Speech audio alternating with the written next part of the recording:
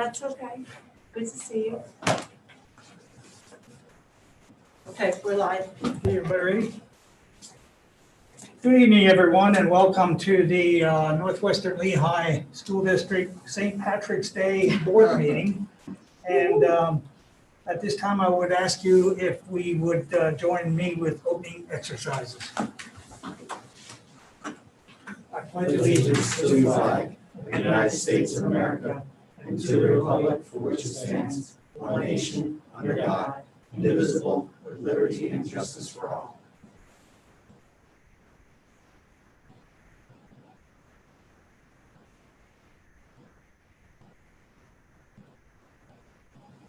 Thank you. Please be seated. Christie, would you please call the roll? Sure. John Cassiano. Willard Delaker. Here. Joseph Batzinger. Here. Todd Hernandez. Here. Todd Leiser. Here. Rosemarie Lister. Here. Alan Rex. Here. Rachel Scheffler. Here. And James Warfel. Here. Thank you. And at this time, I would ask approval of the agenda, which is as is on your devices with no changes this evening. Make motion approved. Motion by Mr. Rex, Second. second by Ms. Lister. Any comments or questions? Hearing none, all those in favor, aye. Aye. Opposed, no? Thank you. We have an agenda. And again, welcome to all of you who are with us this evening. At this point in the meeting, we will offer courtesy of the floor to anyone who would like to address the board. We will do the same at the end of the meeting. If you would like to address the board, please raise your hand on your Zoom device and start out by giving your name and address and then your concern to the board. Thank you. Four people. Ms. Hyman, or Dr. Hyman, rather. Thank you. My name is Kimberly Hyman, and I'm speaking as the Board of Trustees President for Circle of Seasons Charter School at 8380 Moore Lane in Fogelsville. I just want to acknowledge the receipt of the latest correspondence from Ms. Holman that arrived in my email at about 5:30 today. And I'm very glad to hear that your district is ready to schedule an on-site visit in April to complete our charter renewal process, which we started in September. We look forward to working out the details of that visit with you shortly. Thank you very much. Thank you, Dr. Hyman.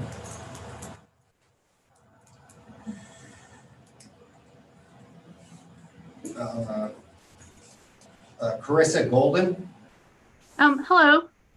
Hello. I'm Dr. Carissa Pokorny Golden. I'm the board secretary of Circle of Seasons Charter School at 8380 Moore Lane, Fogelsville, PA. I just wanted to thank you in advance for your assistance in helping with our charter renewal application. As the mother of a child that attended private school, public Waldorf charter school, and currently attends public school, I can attest to the importance of allowing our children and their families the choice to the public education or the education that they wish for their child. Your school, very much like Circle of Seasons, wants the best for the children that attend. Circle of Seasons is a vibrant, caring community of well-educated teachers, staff, parents, and community members. Please allow our capable COS faculty and staff to demonstrate the amazing work they have done despite the COVID pandemic. I'm very happy to hear that you'll be coming to visit. Please consider our charter renewal, and I'd just like to thank you. Thank you, Dr. Golden.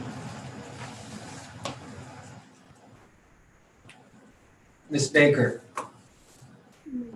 Hi, this is Michelle Baker, Weisenberg Township. I have two students in the school district. I just wanted to make a comment on the back to school survey we received. The question that caught my eye was the option for full-time next year at 4 days per week. I'm assuming that means Wednesday is asynchronous. Our household experience with Wednesdays has not been favorable. In my opinion, minimal effort is needed to complete the work assigned and leaving most of the day free for the students. By the school start of next year, I would expect that most, if not all, teachers would have had the option to get vaccinated if they wanted to. I see no reason to continue asynchronous as next next year on Wednesdays. I think the kids should be in school 5 days. So mostly I'd like to understand why and or if and why that's still an option being considered. Thank you. Mrs. Baker, if I could just address your question, the preferences for next school year say 4 or 5 days is considered traditional. And so they're both mentioned as options for next school year under traditional. So would that still mean Wednesday they're home, like 4 days? They're in school Monday, Tuesday, Thursday, Friday? It means we haven't decided on 4 or 5 days. We're just trying to anticipate what people would be most comfortable with, and traditional in the survey option says 4 or 5. Well, does that mean they go to school in person 4 days a week? And what happens on the 5th day with the 4th day option? If it's a 4-day option, it would look very similar to this year, where a day would be an online learning day. If we are able to do 5 days, it would be 5 days in school. The reason for the online day primarily this year has been to service the large number of students we have online. And so why we needed to include both options on the survey is until we determine how many online students wish to continue for next year, I can't plan teachers or sections or availability for online components.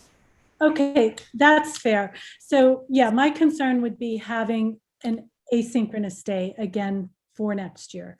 And that's all. Thank you, Mrs. Baker. And if you stick around a few minutes, there is a detailed presentation coming up in the meeting talking about bringing the children back to school. Okay, thank you. Thank you. Ms. Hansiger? Hi, I just wanted to start off by saying that I think our district has done an amazing job with our health and our safety plan. I also think our teachers and administrators have provided the best educational experiences for our children during these uncertain times. I'm extremely grateful you have been able to plan for and bring back our children 4 days a week. However, many parents, myself included, have been wondering if a return to full-time 5 days a week in-person instruction has been considered, similarly to how we intended to return to school back in August prior to deciding to go hybrid. Many schools in the Lehigh Valley have been considering 5-day school weeks as our transmission and cases have decreased. According to an article published in the Morning Call on February 24th, Salisbury, Saucon Valley, Nazareth, and most recently East Penn, among others, are considering or have implemented the return of a 5-day school week, either district-wide or in their elementary buildings, specifically many, especially K through 2. In my opinion, we have the best teachers in the Valley, and I would prefer our children have the most meaningful educational experience every day, which is in-person instruction. If a 5-day week hasn't been considered, could you provide us with the reason for this? And if it's due to servicing our online school participants, I would kind of like to know why we couldn't merge them and they could log in or do something like that, especially with the K through 2 having a dedicated online teacher. With the declining numbers, increased vaccine availability for our teachers, cleaning materials, and installed ionizers, in addition to state regulations loosening and encouraging in-person instruction, I truly feel it would be a much better experience for all of our students, but especially our youngest learners, to be back in the classroom 5 days a week. Thank you. Thank you, Mrs. Hunsinger. And if you stick around for a few minutes, there is a full presentation with all the details that you were questioning this evening. Is there anyone else, Dr. Cisnelli? No, sir. Okay, thank you. And again, courtesy of the floor will be offered to anyone who is still with us at the end of this meeting tonight after we hear more and take some action. Next item on the agenda is approval of the minutes for February 7th board meeting and the March 3rd workshop. And I would entertain a motion to approve those 2 minutes. Motion to approve is read. Motion to approve is written by Mr. Ricks. Second, Warfel. Second by Dr. Warfel. Any comments or questions? Hearing none, all those in favor, aye. Aye. Opposed, none. Motion carried. This evening, we do not have any recognition or presentations, and I do not have a president's report this evening. So next item would be the superintendent's report. Mrs. Holman. Thank you. I do have several updates tonight. I am stealing a little bit of probably Mrs. Yadish's thunder later this evening. March board meeting is usually where we approve and announce our contract for graduation. I am proud to announce that we will be bringing graduation back to Tiger Stadium this coming school year for the graduation of the class of 2021. We will have announcements out this evening from Mrs. Yadish to all of our parents so that they are notified. The date will be the location will be Tiger Stadium. The date will be June 4th at 7 p.m. with a rain date of June 5th with details to follow. I think the most important part is obviously our desire to have an in-person graduation and bringing it home to Tiger Stadium. And so I'm hopeful parents will receive that notice tonight. It's usually the March board meeting, so we're right on target in terms of our timing. Mrs. Yadish can certainly give any details during her report later. I'm sorry, Mrs. Yadish, I stole your thunder. We have announced tonight a return to school plan that involves middle school returning as the fourth marking period begins on April 6th. You will hear a detailed presentation about this tonight, so I will not steal Dr. Sosnovic's thunder in terms of all of the data and our phased return plan to bring middle school back as early as April 6th, which is the beginning of the fourth marking period. We do continue to experience some issues at our high school, and you've received a few notices of positive cases, and he will also address some of the things I believe we need to have happen in order to consider bringing high school back during his presentation. I wanted to notify all of you, and I'll pass this around. The board has received this a few meetings ago. The school board took action on a charter school funding reform reform resolution. And on your screen, you will see Lehigh County has worked together for a campaign called Lehigh County Public School Proud. Really talking about Governor Wolf right now has a proposal on the table to support a limit of $9,500 per cyber school student that will save Lehigh County taxpayers across all of the Lehigh County school districts about $2.8 million. So this is something that we are going to send out to our families so they are informed about what we believe is a necessity. I believe the board, when they took action on the resolution, asked for some information to be able to hand out to legislators as well as families as they received a number of questions in terms of, the fair funding and having the same accountability and transparency. And so that's really the focus of the flyer. The board has a copy and this will go out shortly, so you will see it in the news. There are a number of school districts. All of the content looks the same, but I will tell you the school districts logos are all on the bottom and they are all color coded by the school district. So this is really a Lehigh County initiative. We just actually finalized today. There is a QR code on the bottom should anyone want to receive more information about pacharterchange.org, but it has a lot of information on here that we think families of ours would be interested in. So we'll certainly pass that around. Another public relations information that the board is aware we've been working on is a document that is in the education guide. So we are one of the only public schools that is in what is the Times News Education Guide for 2021. We did do a quick infographic on the bottom that has information about the school district and some narrative on the top about information for the school district. As you remember, we have really looked at kindergarten enrollment and making sure our kindergarten families, and in this age of virtual, we have reached out to. Dr. Sosnovic did much work on presentations and posters as well as postcards for our kindergarten families to let them know about registration and registering their kindergartner. This is another piece to that marketing campaign in terms of letting people know about the school district and the things that we can offer to children. It does feature our new mission statement that the board approved in our strategic plan, and we're proud of that. I will pass that around as well. It's in the education guide of the Times News. All of you received today, as well as Mr. Zimmerman probably will give an update later on the spring sports spectator guidance that was sent out today. We are we started spring practices already, and we anticipate being able with the new event capacity guidelines to be able to have spectators, and he sent out some guidelines today to parents who have student athletes in spring sports. And last but not least, this might go to one of Dr. Hunsaker's comments. We did begin the process of educator vaccines, but it is the first round. So all of our folks that have the vaccination clinic actually ends this evening for the first round. We in mostly Hyde County school districts and Northwestern will have people that will have to go through second round vaccination in order to get those should they wish to get the J&J vaccination. It is a one shot vaccine, but they didn't have enough allotment for the first round to get everyone who had a desire to get it. And so we don't have an anticipated time frame. I have been communicating with all of our faculty and staff about their desires to register if they wish to get a vaccine, and certainly on timing and appointment scheduling to get those scheduled, but we don't have the next round of when J&J will be delivered to the Carbon Lehigh Intermediate. Certainly a shout out to the IU. This has been a hero's effort on all of the school districts' behalf in terms of turnaround, as well as the IU to be able to become a vaccination clinic kind of overnight and do it for a week. And we had quick turnaround times to get the information out to our staff if they wish to be vaccinated, and have certainly tried to work within our schedules here to be able to get people to vaccines. And I think it's going well, but we do have another round at a date to be determined in the future. I will certainly take any questions that anyone has, but that is my report.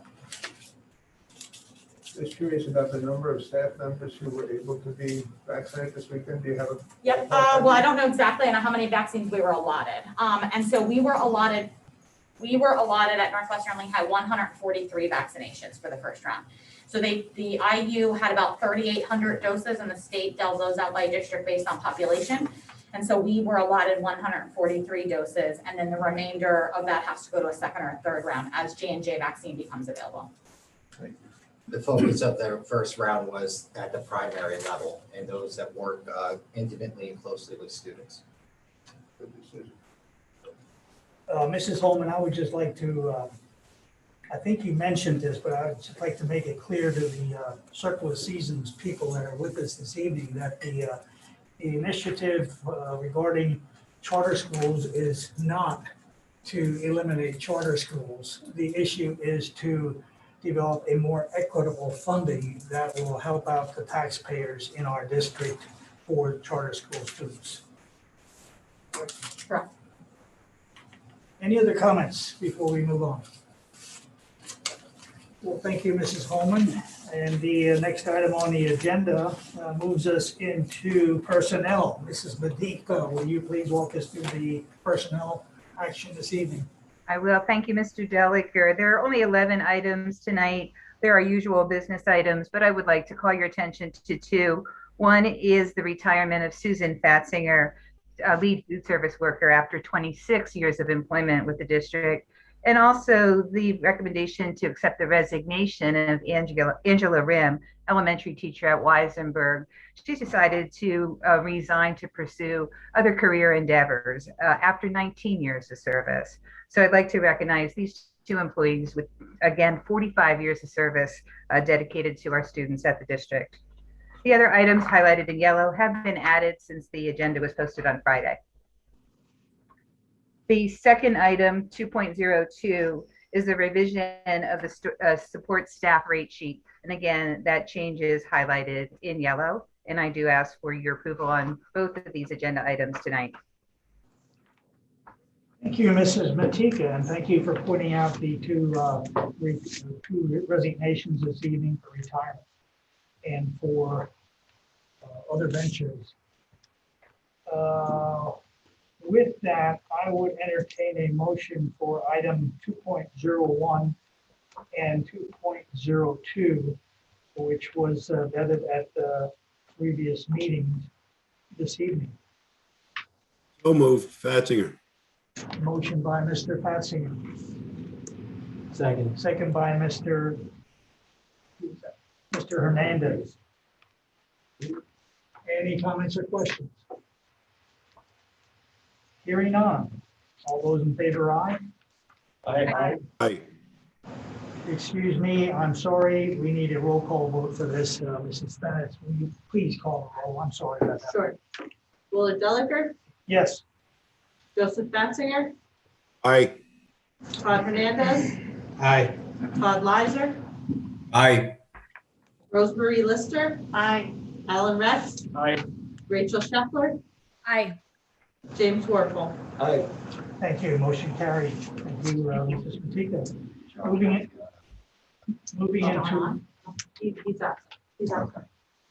Moving into curriculum and building issues. At this point, I'll ask Dr. Sisinovic to run us through the COVID data update and the phased return of our children to our schools.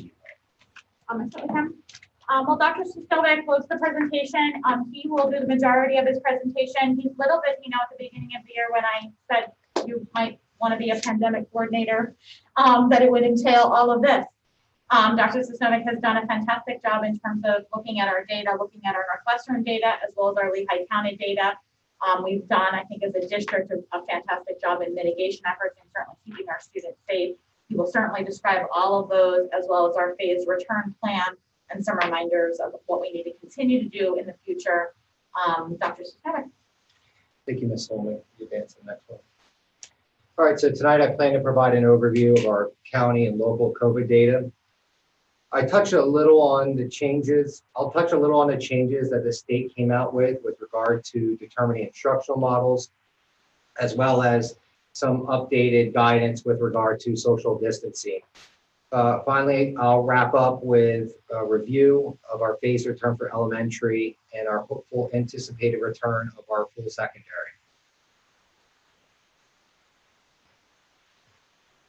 All right, so the first two slides I'm about to present should be fairly familiar. In October 2019, Mrs. Holman and I presented them at a virtual town meeting.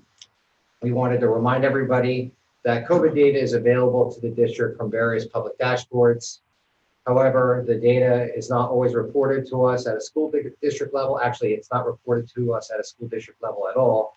So we collect the zip code data each day for purposes of conducting district level analysis.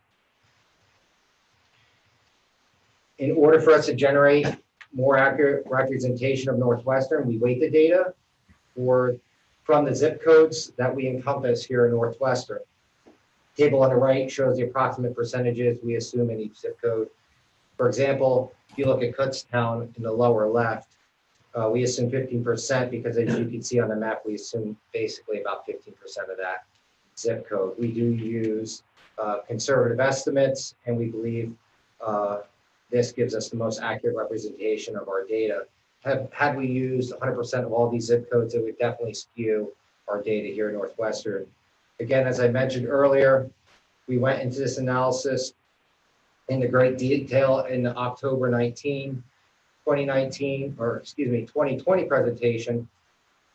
It's on YouTube, so I encourage anyone to watch it to better understand how exactly we calculate these numbers and proportions and stuff like that.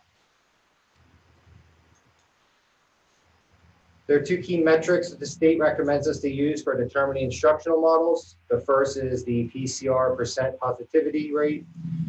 This is the percentage of PCR tests administered that result in a positive case over time. This is only available to us at a county level. So as such, we don't have the ability to look at it from a Northwestern perspective. The green and red lines you see on the chart represent the different thresholds of community transmission. Once you go above green, the county enters moderate, and once you go above red, we enter substantial. As the chart shows, we had a surge throughout the holiday season, which peaked mid-January and has been in decline ever since. Lehigh County has entered the moderate range on February 19, 2021. Our medical advisors, like I mentioned at the previous presentation, have suggested all along that this provides the most accurate portrayal of level of community spread within our community. May I ask a question? Sure. The PCR this is data based on the actual tests that were taken for COVID patients. That's correct. Or for people to see if they have COVID. Correct. This has nothing to do with the actual caseload of COVID cases in the county. Next one is. Oh, I'm sorry. So the PCR is a diagnostic test. It's one of the approved diagnostic tests to actually give the indicator of a positive case. So that is the one metric. The next one, Christy, if you could advance the slide, shows the incident rate per 100,000. So this second key metric for determining instructional models is the incident rate per 100,000 residents. The state does apply this data to us at a zip code level, which means we could generate Northwestern level data by applying those proportions I talked about earlier. Those proportions are represented in the yellow and green. They represent the Northwestern weighted and unweighted data. So basically what I did was I said our weighted data is the proportions applied. Unweighted would be, we assumed 100% of all those zip codes, and the blue line represents Lehigh County. As you can see, all three trend lines follow the same surge through the holiday. What you will notice is that Northwestern for both weighted and unweighted entered moderate on February 26th, but Lehigh County still hovers slightly above in the substantial threshold.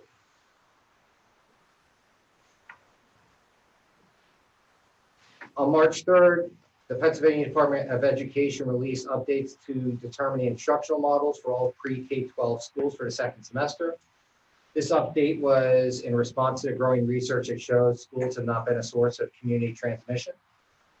Also, as you know, there's been a tremendous push at the federal and state level to increase more in-person learning. By essence, the state changes removed blended as being an option in low. They removed fully remote being an option at moderate, and finally added blended learning for elementary only and substantial. We plotted on the table where we currently are as of last Friday. You could see that we meet the moderate rate for both our county data for PCR as well as our Northwestern data, as I mentioned before. And then the substantial rate, again, is hovering just above 100 incidents.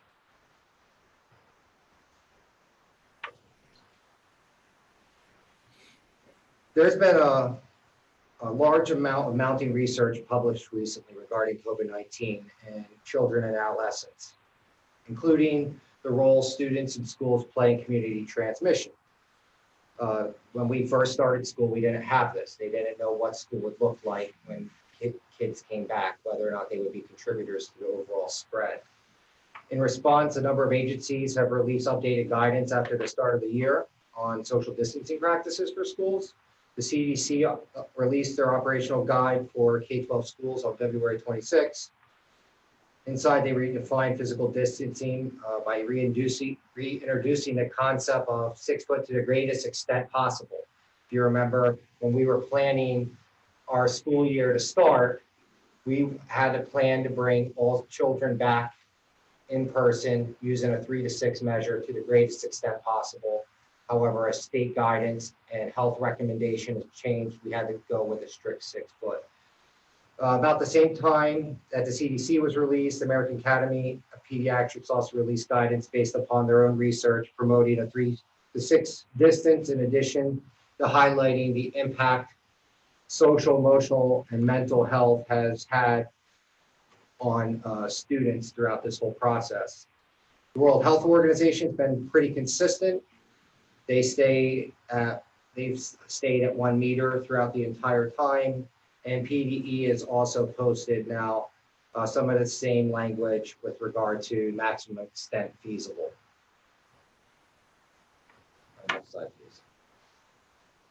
So what I want to point out on this slide is that, and this is an important concept, social distancing is not the silver bullet of mitigation strategies. It's one strategy in a multi-layered approach that allows us to mitigate, not eliminate, the risk of COVID-19. From the onset of this pandemic, Northwestern has utilized a multi-layered approach to help prevent the introduction and spread within our schools. This includes face coverings, social distancing, frequent and effective hand hygiene. School ventilation is a mitigation strategy we're pleased to have, ventilation, but the one we're pleased to have on the list are school vaccinations.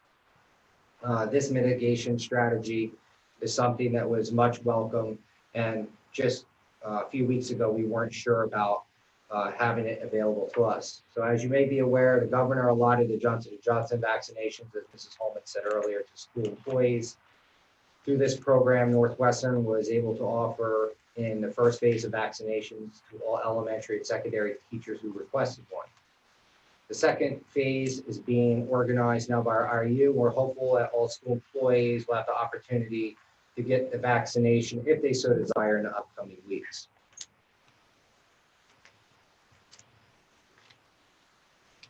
So with all this in place, how do we fare? The chart in the middle shows our positive cases plotted since the start of school. I actually updated this today and it's 7:30 and people should be getting a notice in their mailboxes right now. So this is the most accurate data as of this second. You'll notice that the trend on that chart follows the surge we saw through the holiday season, and that through time, we've also seen that steady decline. In total, to date, we've had 67 positive cases, which represents 2.6% of our overall student and staff population. What I can share with you about these cases are that the vast majority of them were a result of confirmed exposures of outside of school. And what I mean by that is getting together with friends, sending children that are sick to school, exposures to a positive household member, and other outside activities have contributed to the vast majority of all of our cases. Since the beginning, we've had a theme saying that together we'll get through this, and I believe the results you see before you represent many of us doing our part to mitigate the spread of this disease. However, we continue to ask people to remain vigilant and remember we are still living in a pandemic. Lehigh County is still insubstantial, and we must follow the attestation that Mrs. Holman and Mr. Delacour signed. What that means is that it only takes a couple positive cases for us to enact a required closure by the state. And when a required closure occurs, that also means all activities. Basically, what I'm saying is, listen, we made it this far, and we just need to keep it up. Now that we've reviewed our COVID data to date, we'll discuss the district's phased return for in-person learning for both elementary and secondary. The administration has been planning a return since the fall of 2020. Each day we examine the data I highlighted, and we work together to solve challenges that prevent us from bringing students back. The challenges to overcome were the level of community transmission, more specifically the surge over the holidays. It was only recently, as I mentioned, that vaccinations were made available. In fact, essentially it was 2 weeks ago that we got the good news about school employees being prioritized. Although not necessarily a challenge, our ventilation in our classroom, because our ventilation in our classrooms were adequate, during the colder months in the holiday surge, ventilation was a focal point for helping to minimize the disease. I will point out that we're extremely fortunate that we have a school board who supported the installation of bipolar ionizers over the holiday break. This put Northwestern well ahead of many other districts with our mitigating strategies. But honestly, probably the single greatest challenge for us with regard to bringing students back was social distancing. As we've mentioned multiple times, we can't accommodate all of our students at 6-foot social distancing. Our options are really to move to a 6-foot social distancing model, but realistically, that wasn't wise when we were seeing a surge in coming to the holidays. The research wasn't available then, and vaccinations were still a dream. The other option was for us to move students to another school. Well, we only have one other elementary school. We don't have another middle school. We don't have another high school. So our options are limited there. Or we can maintain blended for the rest of the year, which obviously I think we could all agree is not in the best interest of our students. So we were incredibly pleased to see the updated research supporting 3 to 6 social distancing, and our COVID numbers decline back to moderate. Taking everything into consideration, the challenges I mentioned, in addition to the constant changing of orders and recommendations we had to contend with, we still continued a phased return. The reason why we started our phased return in elementary level was that we recognized that it's not development age appropriate for our youngest learners to be taught online. And also the majority of those classrooms, we could maintain 6-foot distancing at the time with the amount of students that remained online. If we didn't have a chunk of our students remain online, we would not have been able to start our phase-in return as early as we did. In the fall 2020, we announced to everybody that we were bringing K1 back to 4 days, and then we quickly had to backtrack when the COVID surge happened. Lehigh County and the Northwestern data, as you saw in the chart, trended above some substantial and actually went much higher than I think anybody anticipated. And so we made what I believe to be the right decision and hold tight. After the start of the new school year, we saw our data trending downward. As I mentioned, additional research was released regarding younger students being less susceptible and transmit, as well as contract COVID-19. At that point, we felt positive about what we were seeing and being told from our medical advisors, so we announced that we were bringing kids back January 26th. A few weeks later, we announced second and third, and then we were met with another tough decision. The total number of students for fourth and fifth, coupled with the space and capacity challenges we've had in those classrooms, required us to ultimately have to move approximately 15 students to another building in order for us to maintain that 6-foot social distancing that I was referring to earlier.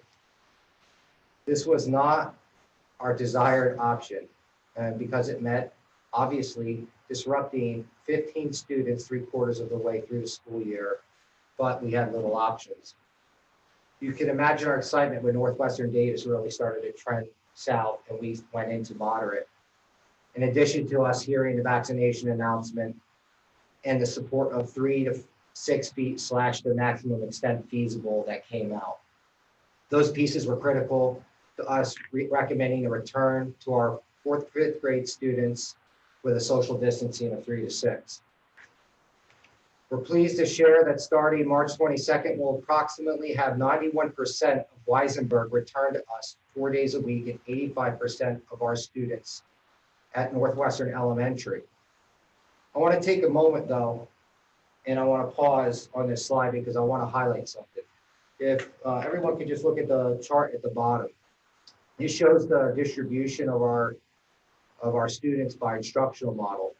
I want you to pay careful attention to the last column. This is the percentage of students who are in person to some degree, whether it's blended or traditional. Throughout this process, the administration was questioned a number of times since the beginning of the school year. How could certain schools in our area be able to return students 4 to 5 days a week, and we couldn't do the same? In fact, Mrs. Hunsiker brought that up this evening. The answer resides in those numbers. Districts like Catasauqua had 40 to 50% of their student population online, so they had the ability to maintain 6-foot distancing in their classrooms. We have anywhere from 73% to 91% of our families at each of our schools wanting to return. We don't have the same flexibility that some of those other school districts had, especially at the range and maintaining 6-foot social distancing. I can't express enough, and for Mrs. Holman and I, how proud we are of our elementary teachers and principals for finding solutions to get this level of students back in our classrooms and leading the way for Lehigh County.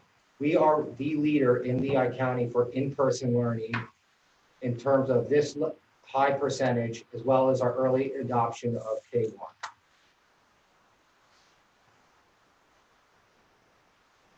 Next slide, please. We're also equally proud of our secondary teachers and principals who are currently charting a path forward now. Our middle school students, we announced that tonight, and we have also been working on plans for our 9 through 12. Today, we sent a message to all families. We'll be returning middle school students 4 days a week, April 6th at a social distancing of 3 to 6.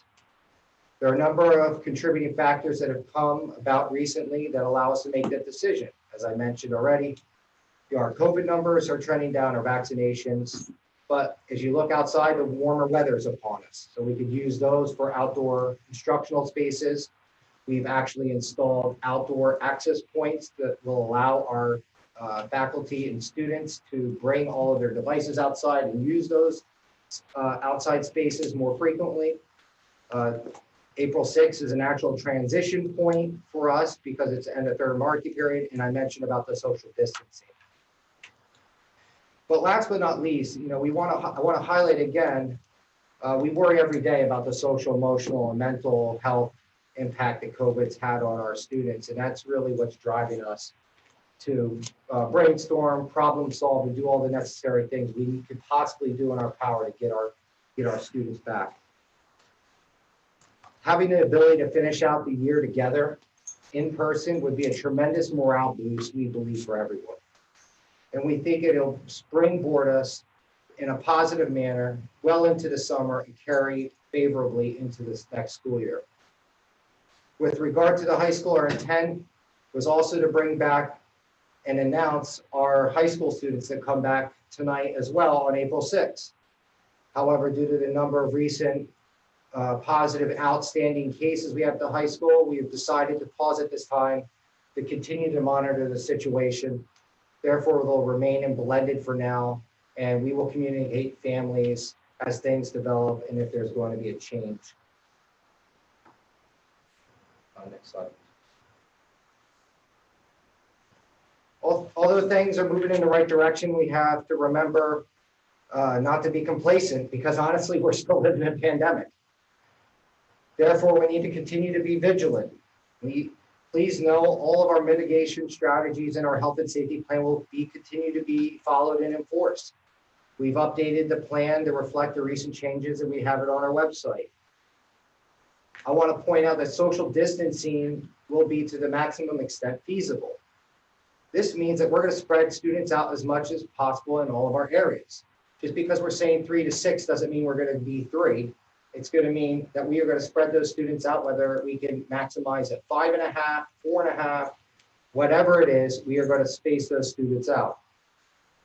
Face coverings will still be required, and we will stick to the strict adherence to the 6-foot social distancing during max and breaks and eating. Finally, everybody needs to understand the potential resides that we may have to return to a blended or remote model. In the beginning of all of this, at the start of the school year, we told parents to make sure you have a plan B, that we might have to pivot on a dime, whether it be a closure or a change in instruction model. There are a number of things that could create this. An outbreak occurs in our school. Everybody's hearing about the 4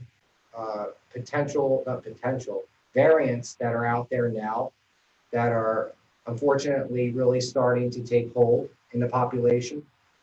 And as I mentioned before, the attestation still is required by the state. We are in Lehigh County, it's still substantial. We have to follow that. That means that if 2 to 4 cases happen at the elementary level or 4 to 6 at the secondary level, we have to shut down school for a period of time. This is a requirement by the Department of Health and the Department of Education. There have been schools in Pennsylvania that have not followed the attestation that have been required to go fully remote by the state because they weren't compliant. I don't want to get there. And so we need to make sure we continue to do what we need to do in order for us to keep all of us safe, as well as not move us backwards into a fully remote model, which is something none of us want to have happen.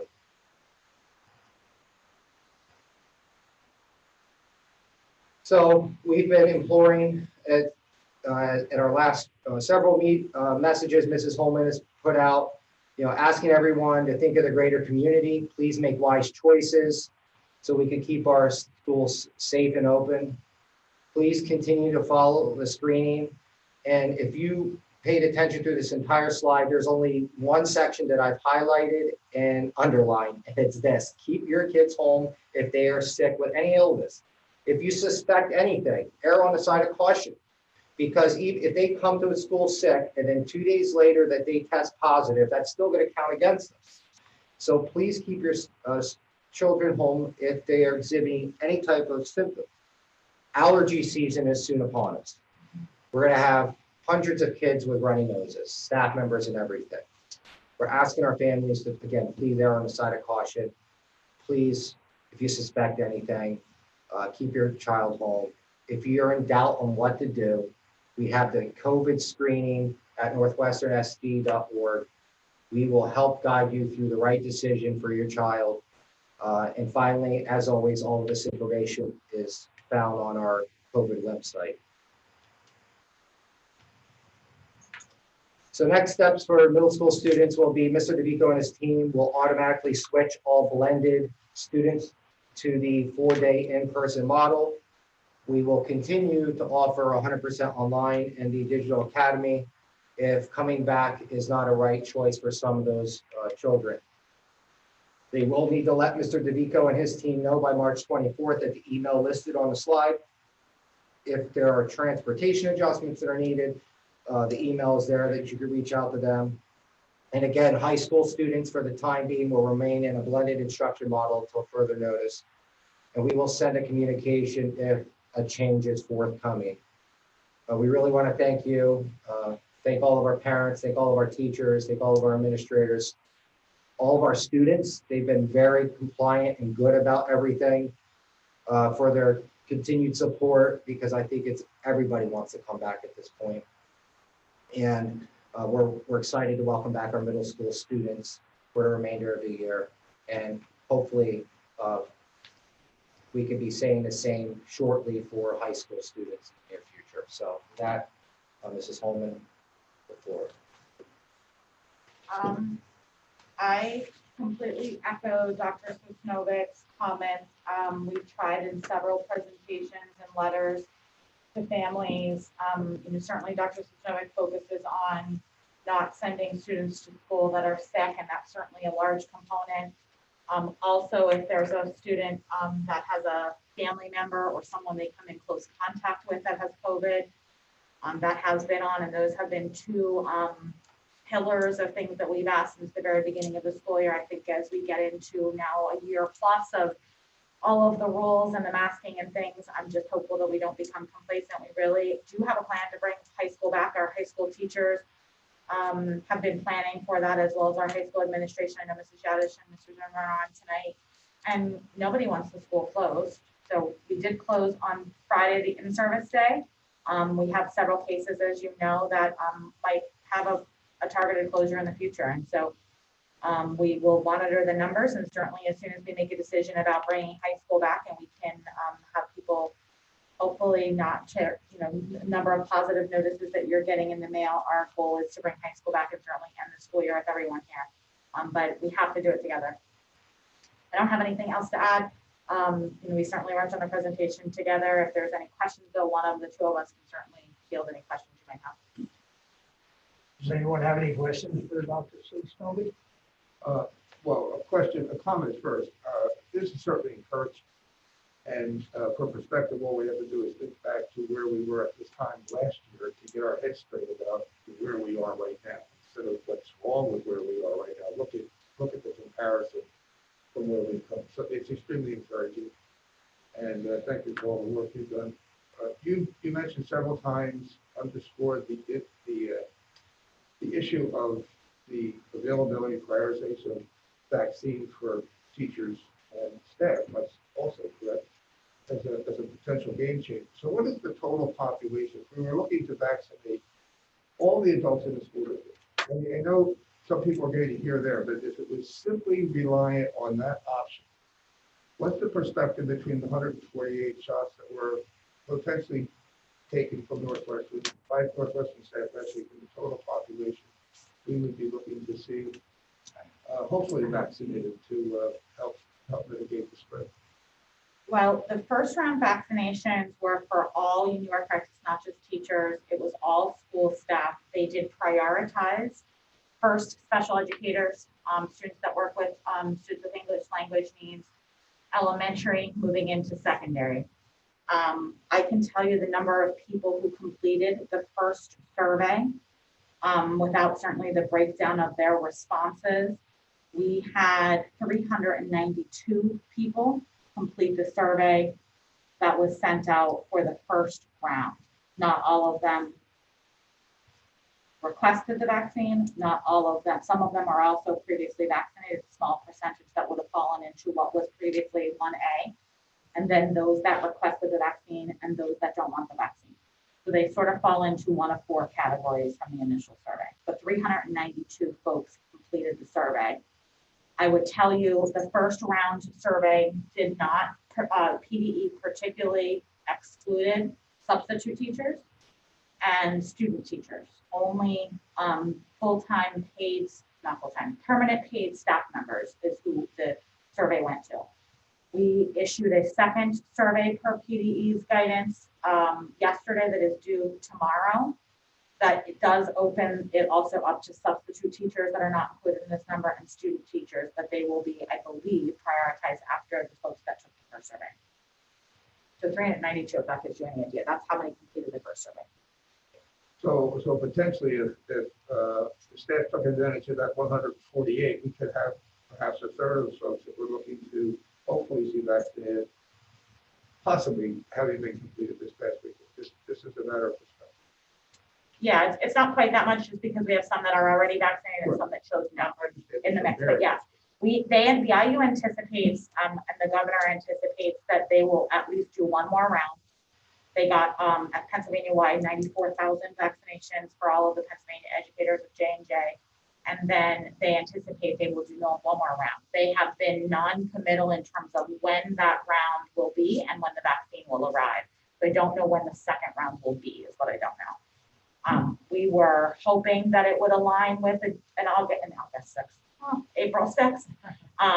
But certainly that's what we're awaiting to see. We were originally told, the original email that went out to staff said sometime the end of March, beginning of April was the loose time frame they gave. Okay, you may not have a date, but I know the turnaround was pretty quick. That all happened in about a week.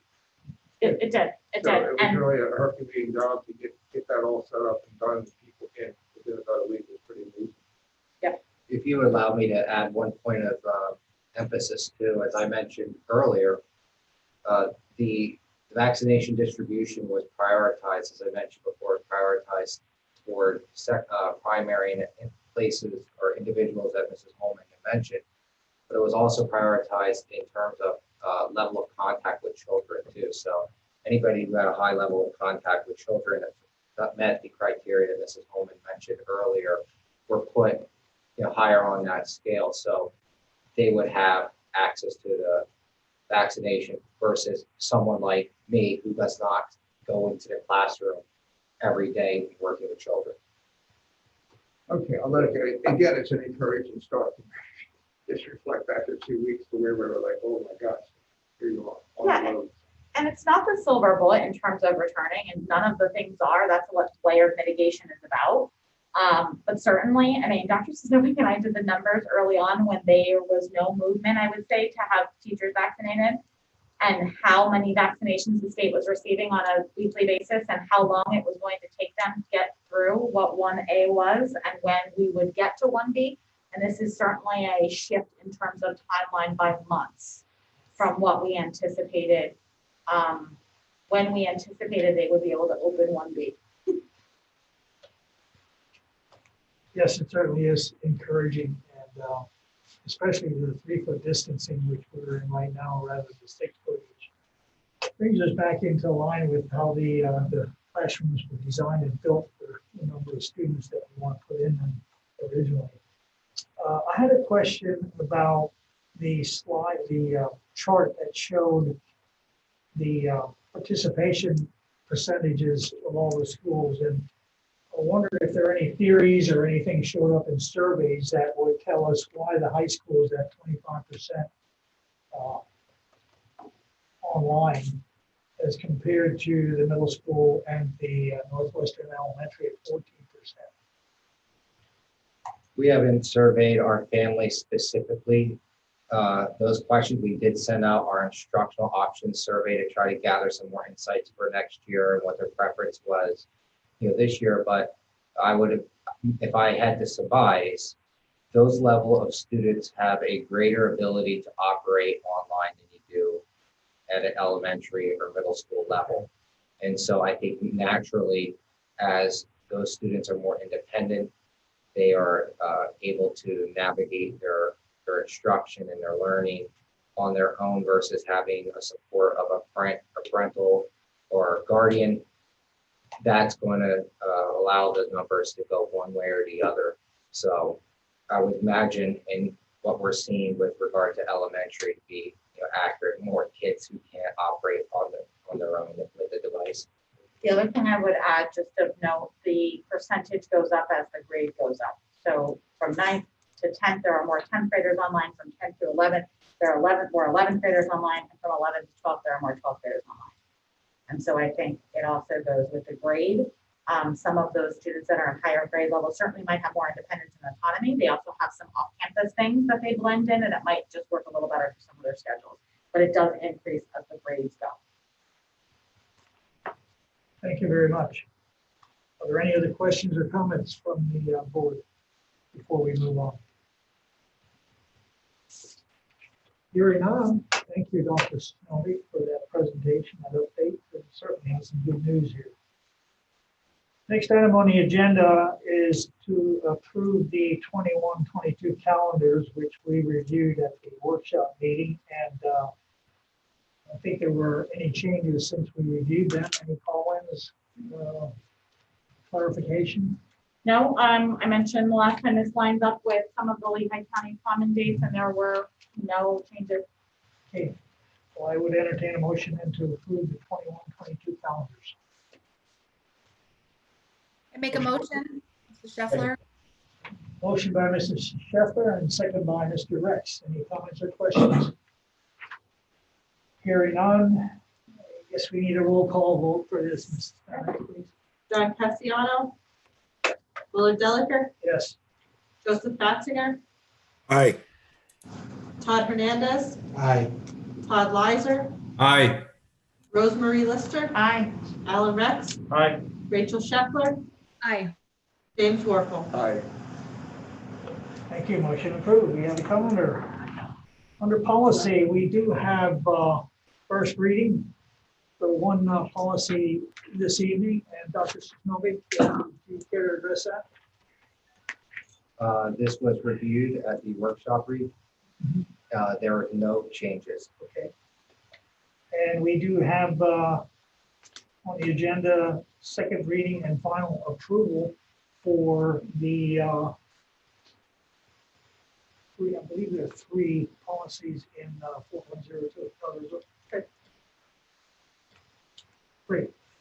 And I would like to take action on those 3 policies together, and also as a result of the 247 hazing, we will rescind a policy currently in effect under 4.03 in one motion.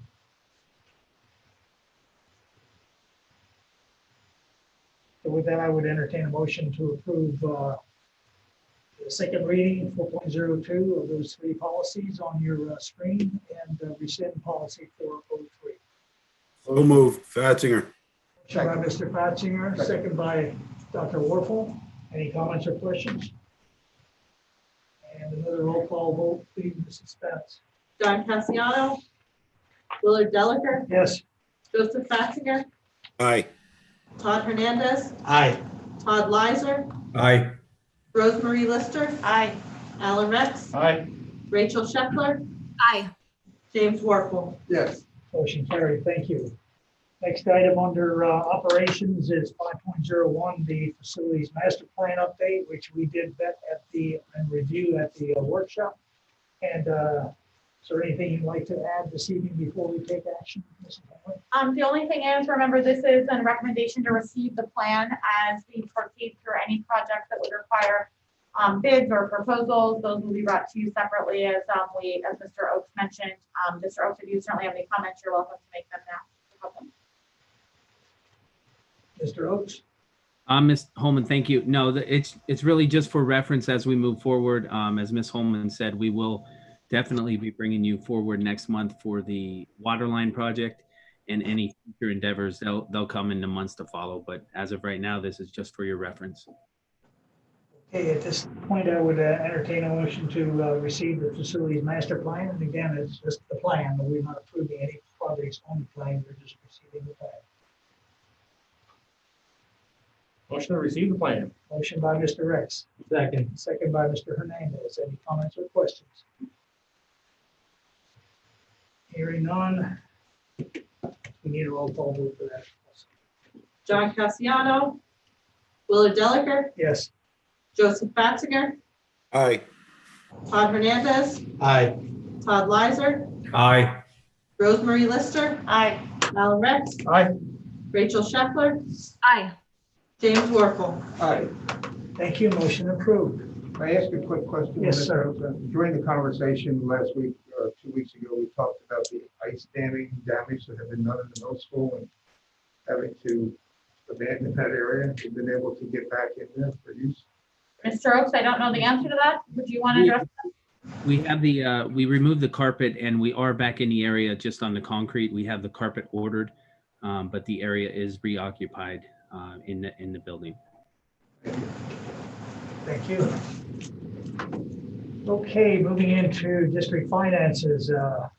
Mrs. Frisbee, I'd like to have you walk through 6.01, which we did not see before, and 602, 603, and 604, which is the auditor proposal, the intermediate unit student driver ed program, and the reports, which were vetted at the workshop meeting. And then we'll take all 5 items with a consent agenda. Okay, thank you. Good evening. Item 601 is a new addition from our last workshop meeting. This license agreement just came in the essence of time and getting the music to the people at the middle school to start working on that production. We added it this evening for your approval. So this is approval of a license agreement for the production of How I Became a Pirate Younger, which will be performed at the middle school in the amount of $470. Item 602 is the auditor proposal. We did discuss this at workshop. It is the recommendation to approve the multi-year agreement with Gorman and Associates to perform our annual financial statement audit. Item 603 is the Carbon Lehigh Intermediate Unit Student Driver Education Program Agreement. This was also discussed at the workshop. This is a routine item. You can see in the details there the number of students who participated both last year and this year this far. 604 are the reports, also discussed at the workshop. Nothing more to add on the reports unless there's any specific questions by board members. And item 605 are payment of the bills. These are routine bills for our monthly payments to vendors. Thank you, Ms. Frisbee. And with that, I would ask for a motion to approve items 6.01 through 6.05. Motion. Motion by Mrs. Lister, Second. second by Mr. Hernandez. Any comments or questions? Hearing none, can we have a roll call vote? Mrs. Bennett, please. John Cassiano, Willard Deliker, Yes? Joseph Fattinger, Aye. Todd Hernandez, Aye. Todd Leiser, Aye. Rosemary Lister. Aye. Alan Rex, Aye. Rachel Scheffler, Aye. James Warfel. Aye. Thank you. Motion carried. Thank you, Mrs. Frisbee. And under other reports, we do have enrollment report this evening again. Are there any, is there anything you'd like to point out this evening? No, this is certainly a report that we watch very closely and have watched very closely in terms of, cyber charter enrollments as well as our homeschool numbers.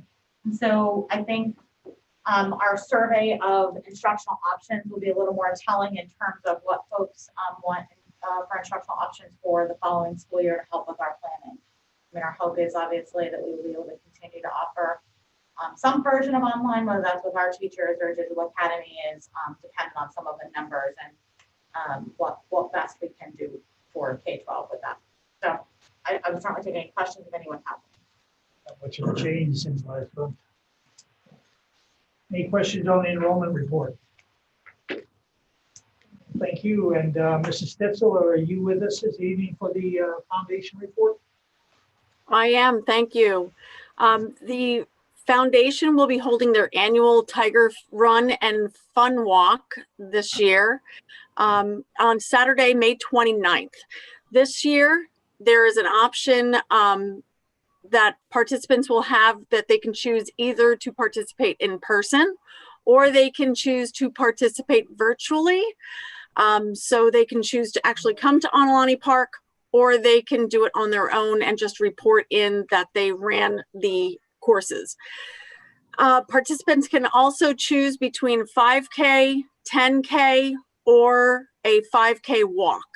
So they will have 3 options on that regard as well. And any kind of information and registration is available on the foundation's website. I know the foundation's really excited to hold it this year because last year, as you may recall, they had to hold it completely virtually and they did not see the participation that they normally had in that. So we're looking to have a nice full event this school year. Thank you, Mrs. Stitzel, for your report. Any questions or comments from the board?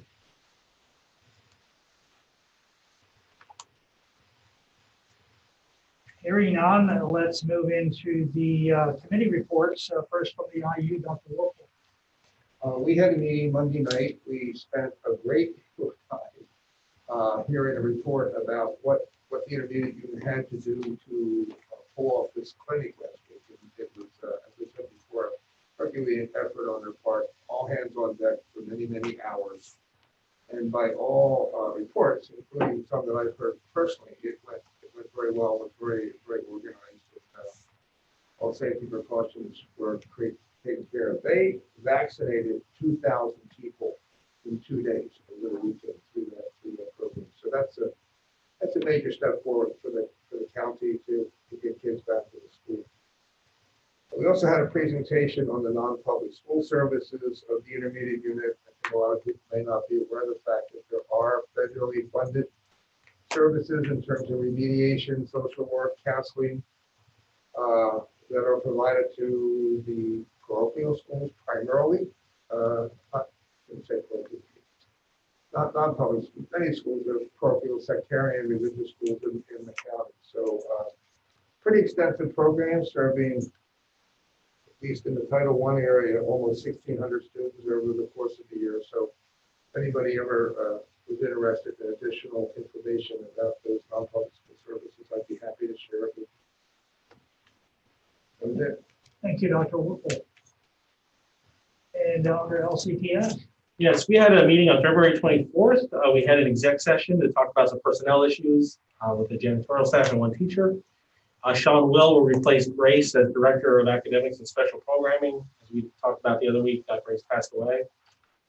We have the budget approved at every school district except for Parkland, Allentown, and Whitehall. It just didn't come up. They didn't have a meeting yet. Nothing out of the ordinary there. There's a generator replacement that's out for bid. It's the oldest generator in the building. It's in the automotive wing.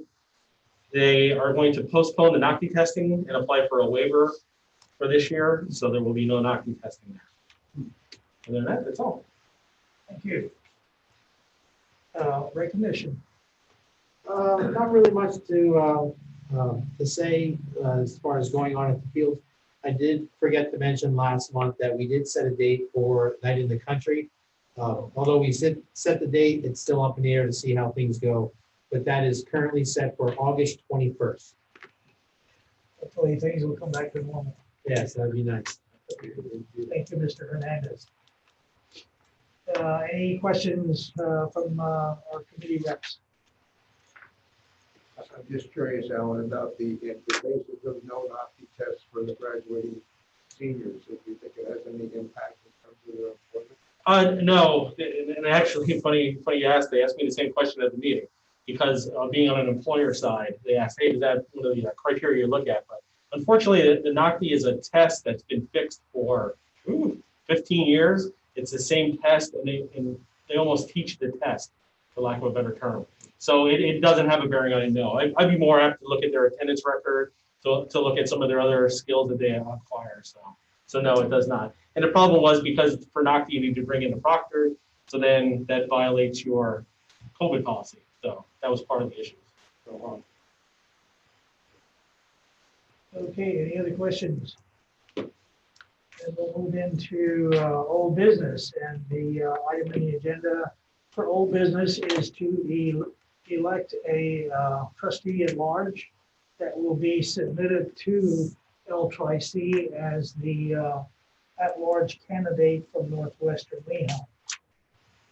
Fortunately, we have two great candidates to choose from this evening, and you all saw their applications on your devices. We have our own board member, Mrs. Scheffler, who has applied, and we have our foundation president, who has been with us for years, DJ Walbert, who also was interested in that position.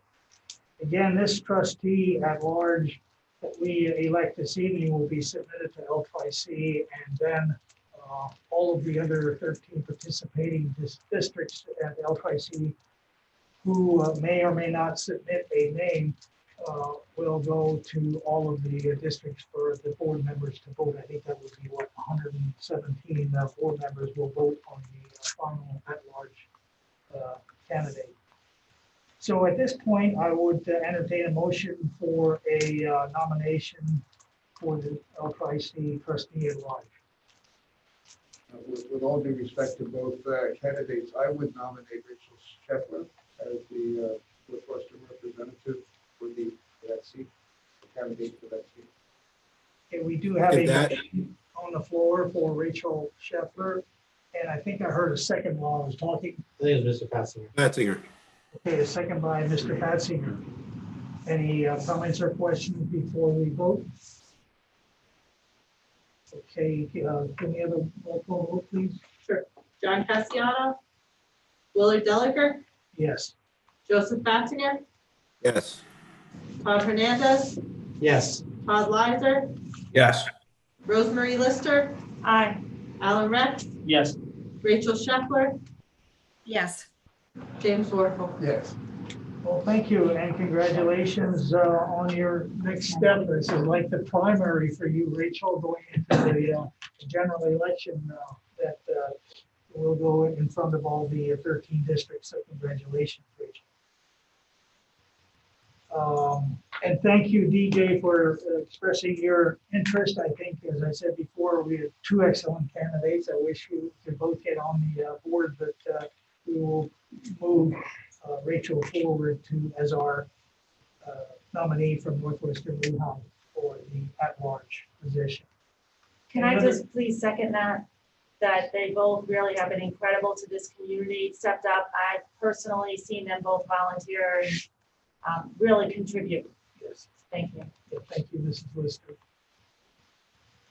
Okay, any other old business from the board before we move on?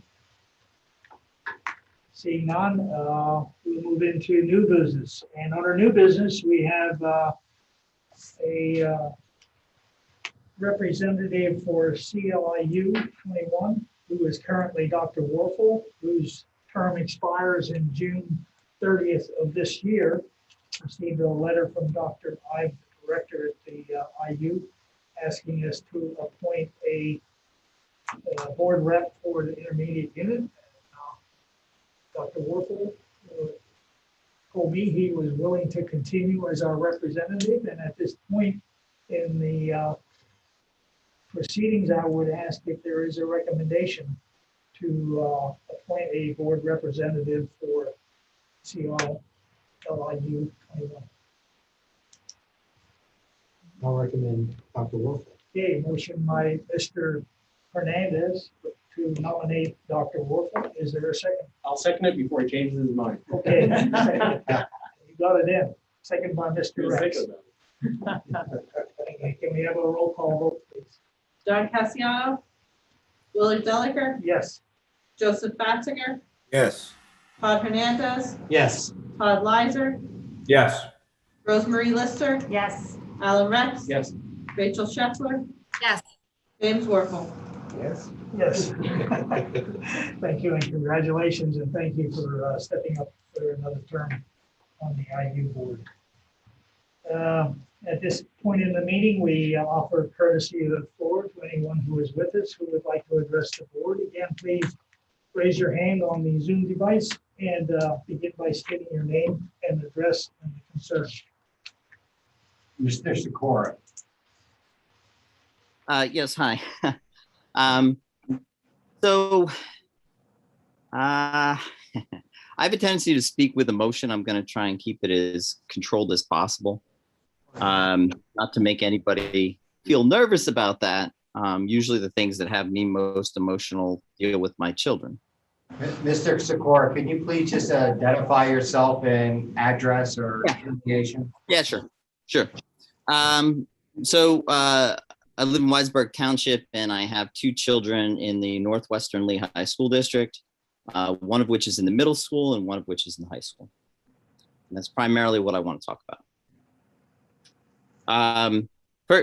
First things that I'd like to say, Northwestern Lehigh School District is outstanding in so many ways. My experience with my children going from kindergarten all the way through, I have a junior in high school currently. The teachers have been outstanding. As I see two members in our community vying for, I think it was the L-Tri-C trustee at large, it just says a lot about our community and how much people give of their time. And I would extend that also to an excellent board who puts their time in, and I do really appreciate your efforts. I do want to send one other thing out before I make further comments. I think our administrators have incredible integrity, who they are as far as individuals in what I would consider to be a very difficult time to be an administrator. I'm very, very thankful of how they perform their job on a daily basis and how much they strive to do what I feel that they feel is best for our children all the time. Just an outstanding group of individuals. Now, moving on into my other issue, and I tend to understand what other parents who might come to a meeting who truly just want completely their kid to be back in school under a highly traditional setting. I can totally understand their desire for that, especially at the elementary level, because it's the formative years. And I think I would feel possibly more aligned with their feelings on that. Here are my concerns about moving from a hybrid to a more traditional approach.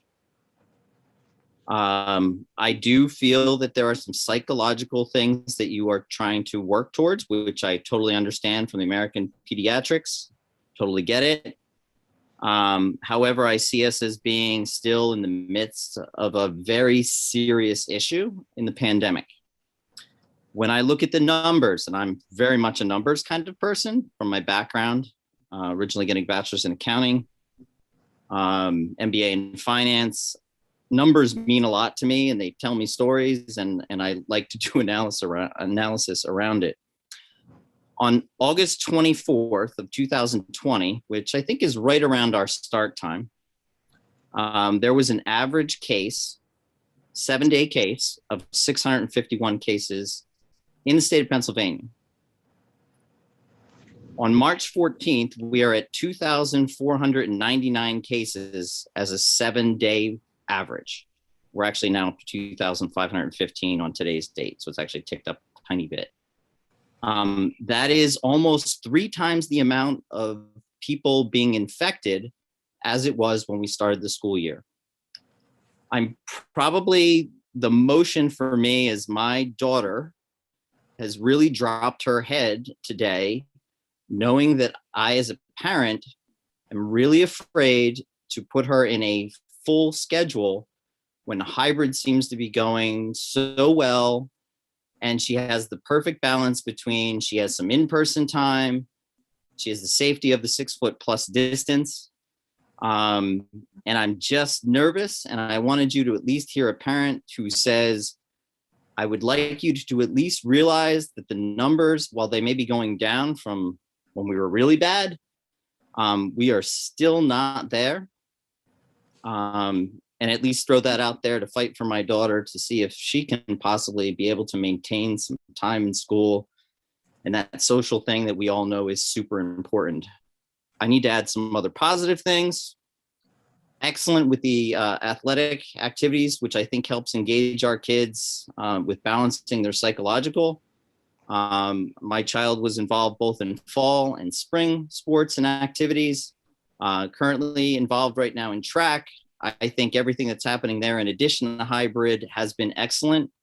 It's wonderful to see hundreds of kids out on the fields, playing, competing, their development, excellent.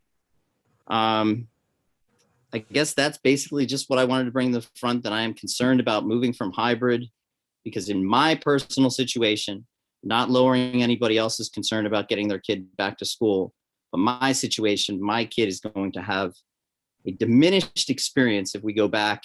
And I'm basing that off of the numbers really haven't improved greatly since we started at the beginning of this year. Matter of fact, they're almost 3 times as worse. Thank you, Mr. Sikora, for your offering this evening. I think we will take anybody else who is with us, and then if we'd like to comment at the end, we can do that. So is there anybody else who would like to address the board this evening? There is. Mrs. Fenstermacher. Mrs. Fenstermacher, are you with Hi. us? Yes, thank you. Good evening. Vanessa Fenstermacher, 3924 Whitetail Court. My question this evening is for Dr. Sosnovic and pertains to the 5-day instruction as well. I listened to the presentation as Mr. Deliker suggested, but didn't hear an answer to the question Mrs. Baker, Dr. Hunsicker, and myself have. I appreciate you explaining why Catasauqua attends 5 days in person as they have since September.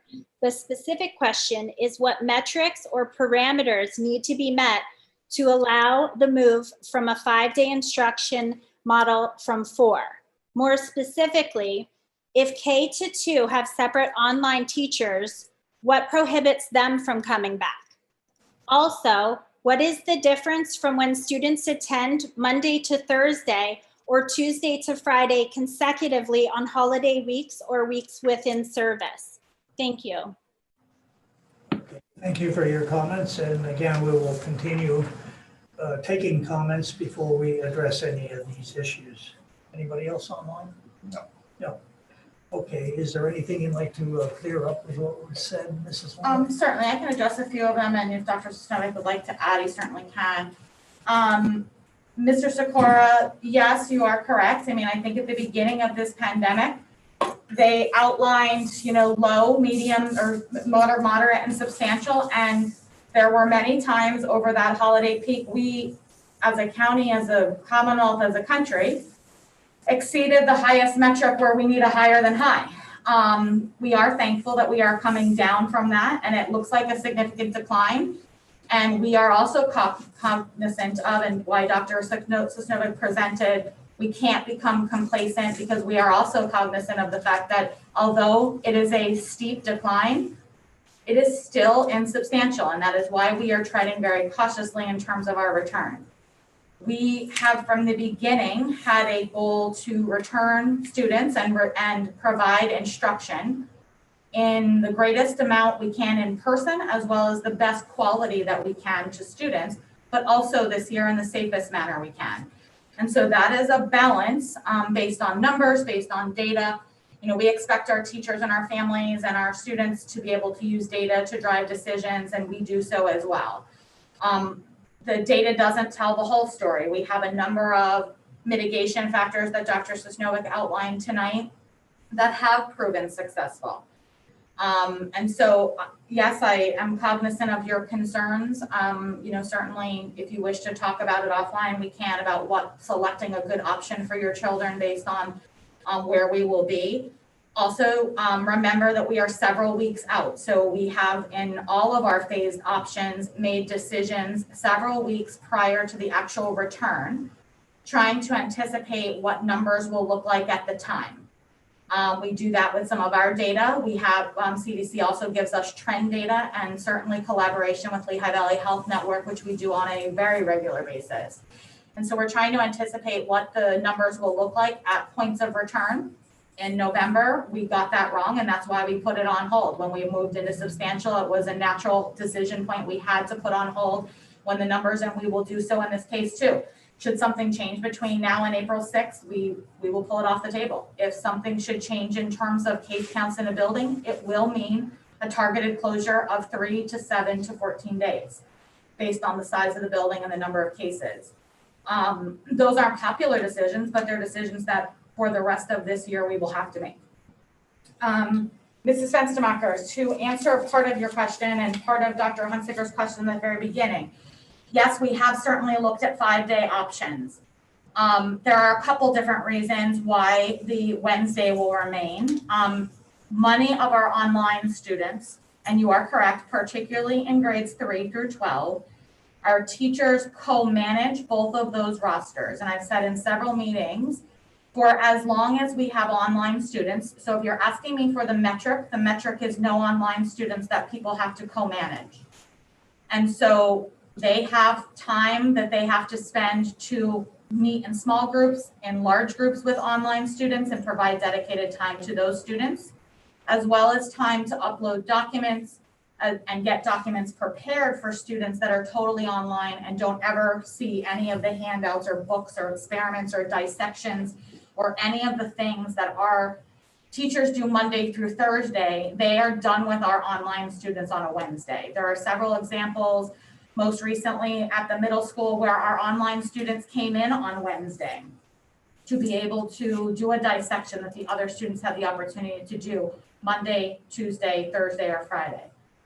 The reason why it is not that way when there's an in-service day is because essentially the teachers use that time to do the same thing they do on a Wednesday, just on the in-service day, not on a Wednesday. It was never intended for any type of, I've seen several comments or questions about cleaning. We perform the same level of health and safety level cleaning that's in our health and safety plan and targeted cleaning where there have been cases every single day. And so there's not a reason for it to be for cleaning. I've heard that several times. We do the same level of cleaning every single day. And we've been successful in keeping the cases down. The hybrid has been successful in terms of the break in time. So oftentimes when a student becomes positive during the hybrid model or where there is a Wednesday break, the student might not have been in school those days and been able to infect other students or come into school sick during those days. So that has been effective for us another models. That's one of the reasons why I'm not comfortable bringing the high school back, because one, there's been a number of cases at the high school in the last several weeks. Two, we have had several symptomatic students either come to school symptomatic or become symptomatic while they are at school. And without the hybrid, the students would be in school every single day while they were symptomatic versus being at home on those days when they might become symptomatic, thus giving a break and natural cohorting of two groups. So I know that's not the answer you want to hear, and I will tell you that we will continue to look at options and models as students switch every single semester and day. Our principals field requests from parents to switch models, and we will continue to evaluate that moving forward. And I guarantee those that have elementary students, should a 5-day model at some point in the future or for next year, you will be the first to know. Yeah, I'll just add 2 points to Mr. Sikora's statement that you made. We are in a different spot than we were in August in terms of our mitigating strategies as well. So as we mentioned before, social distancing is one of a multi-layered approach. With the research that has come out with regard to social distancing, the ionizers that we've installed, the vaccinations that are in front of us right now, in addition to the other orders that had come out, between August and now, also give us the level of comfort in making these recommendations. And we, from the bottom of our hearts, Mr. Sikora, recognize that each family needs to make an individual choice as to what they feel is best for their children. And that's why we're going to continue our obligation to offer those models throughout the rest of the year. I wanted to mention another statement to dovetail a little bit broader with Mrs. Holman's. She hit it right, the nail right on the head. But I wanted to point out that the level of synchronous learning that Northwestern has provided, by far, if you ask any district in Lehigh County, is above all. We are providing more synchronous, simultaneous instruction to our students than any other district. In order for us to accomplish that, we needed those Wednesdays, and we still continue to need those Wednesdays. That is why you have not seen a mass exodus of students to other programs such as cyber charter schools. If you look at some of our neighbors, they have been dramatically hit in the terms of millions of dollars in terms of exodus to programs of cyber charter because of the lack of instruction simultaneously they've been able to provide. So I wanted to just highlight that because our teachers are doing a phenomenal job, but it's unrealistic for us to expect them to do such a high level job without providing them the necessary planning resources to accomplish it. Thank you, both of you, for clarifying these comments. And there's an awful lot of moving parts that have to be juggled to keep this going as well as it has. I have one more. You have one more? Yes, sir. Okay.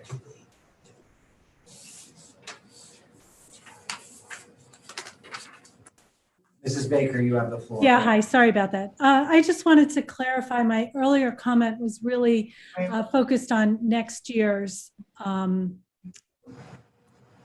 session.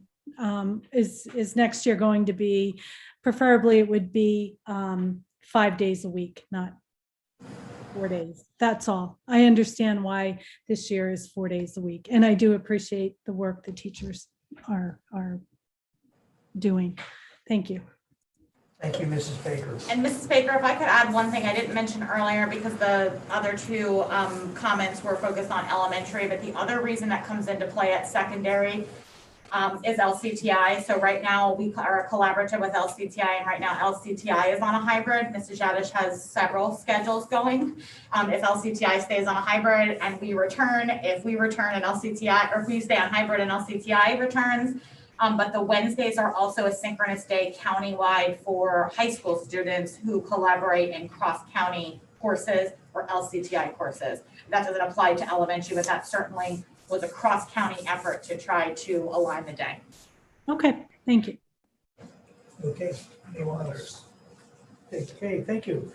Then we'll move into administrative and building sharing. Dr. Sifrali? Yes, sir. All right, no particular order, Mr. DeVico.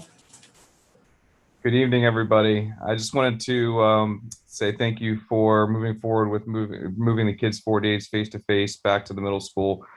We're in the crux of planning and making sure that we're adhering to all our social distancing and health and safety plan. We're excited to see all the students back 4 days face-to-face that so choose to come. So thank you, and we'll have an update next month of how it's going. Mrs. Pulley? Hi, just excited to have K-5 return to 4 days and still have the availability of providing online instruction for our students that need it. Our teachers are definitely doing a great job, and we're looking forward to continuing for the rest of this year. Mrs. Matika? Nothing additional tonight. Thank you. Mrs. Frisbee? Thank you. Mrs. Stitzel? I have nothing further tonight. Thank you. Mrs. Burlett? Good evening. I just want to reiterate what Maria said. We are looking forward to welcoming our 4th and 5th grade students back to 4 days of instruction in person.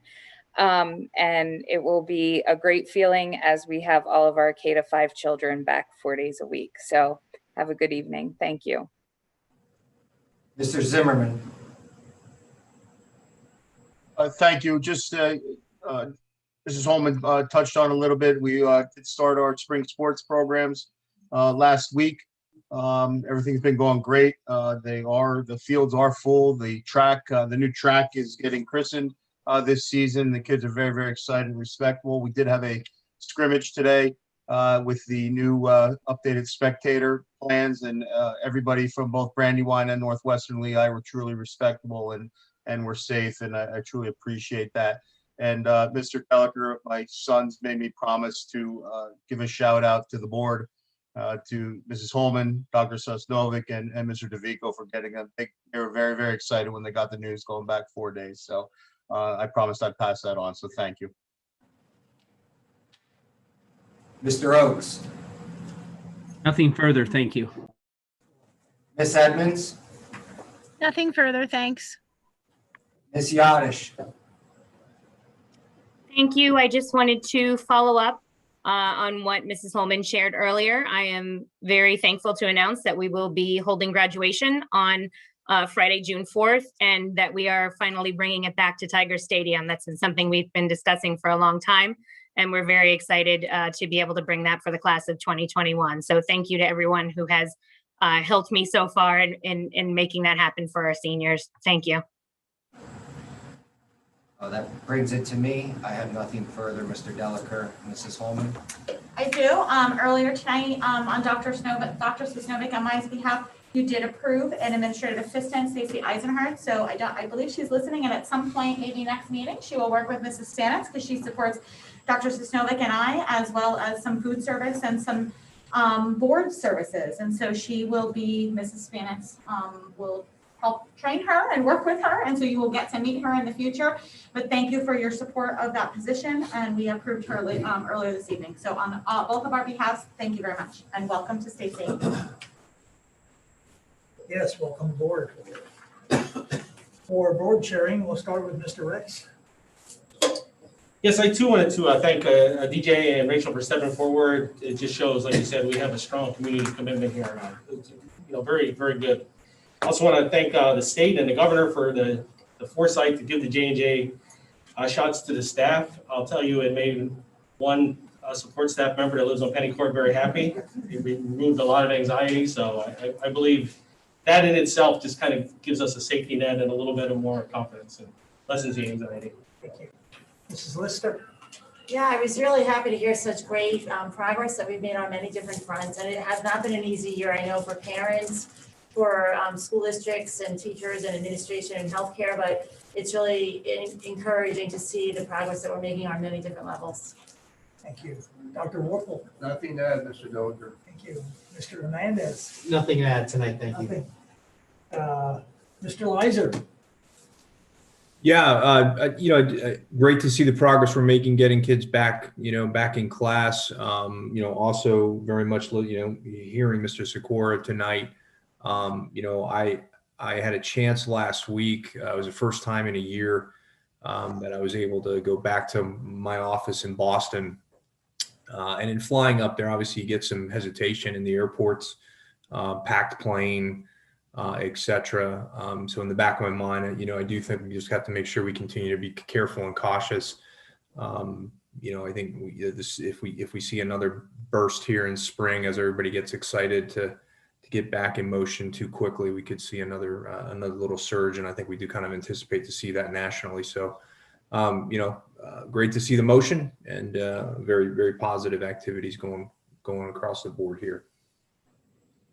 Thank you, Todd. Mr. Fatzinger. Nothing further. Thank you. Okay, how about Mrs. Scheffler? Yeah, just personally, I'm one happy mama. Tonight, it's good news on behalf of my high schooler that we have a graduation date, and could not be thrilled for the entire class that it's in Tiger Stadium. I think secretly I was hoping that would be the alternative, and I'm thrilled. And, a little middle schooler who's getting ready to go back and see her friends and her teachers again. So just appreciate all the work that led up to this day. Thank you. Thank you. Yes, it's been a long, hard winter, and we're starting to see things loosen up a little bit, and the sky getting a little bluer, so hopes are up. We do have a workshop planned for April 7th and an executive session for personnel also at that meeting on April 7th. The regular board meeting for April will be on the 21st, and we are having an executive session for personnel tonight immediately following this meeting. And with that, I would entertain a motion to adjourn. Motion to adjourn. Motion by Mr. Rex, Second. second by Mrs. Lister. Meeting adjourned. Thank you for coming.